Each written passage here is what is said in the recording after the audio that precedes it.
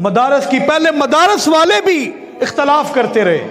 پہلے بڑے بڑے علماء اختلاف کرتے رہے، عوام کو بھی ان کے منہ میں زبانیں ڈال دی کہ علماء کے خلاف بولتے رہو، بڑے بڑے پیر اختلاف کرتے رہیں گے، لیکن جب دنیا سے جائے گا پھر اپنے آستانوں سے، اپنے مدرسوں سے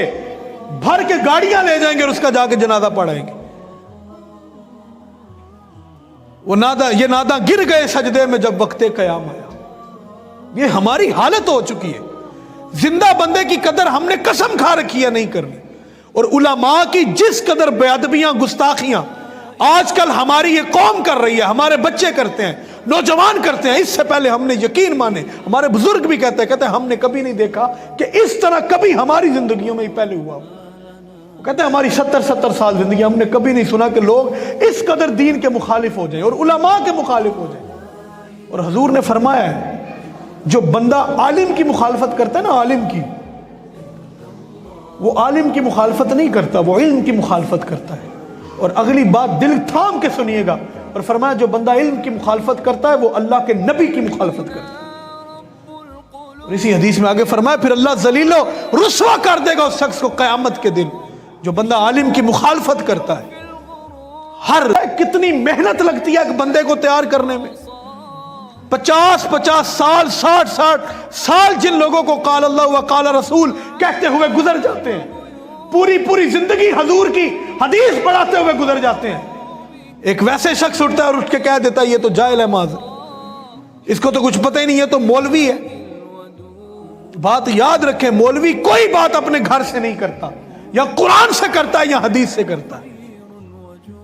ہم کو گھر سے تو نہیں نا باتیں لے کے آتے ہیں، یا جو لوگ کرتے ہیں وہ سارے قرآن اور حدیث سے کرتے ہیں۔ لیکن آپ علماء کی قدر، جب دنیا سے لوگ چلے جاتے ہیں اس کے بعد قدر کرنے کا فائدہ کیا ہے؟ وہ بے قدری ہے، بعد میں جو مرضی کرتے رہو، ان کی زندگی میں ان کو دکھ دیتے رہو، ان کی مخالفتیں کرتے رہو،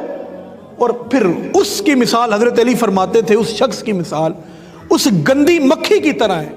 جو سارا جسم چھوڑ کر زخم پہ بیٹھتی ہے، جو کسی کی ذات میں سے صرف اور صرف عیب تلاش کرتا ہے۔ ایک بندے کی 50 سال کی زندگی کی خدمات ہے، آپ اس ساری کو چھوڑ دیتے ہیں، آپ اس کی 2 منٹ کی ایک بات لے لیتے ہیں، اگر کبھی اس سے غلطی سے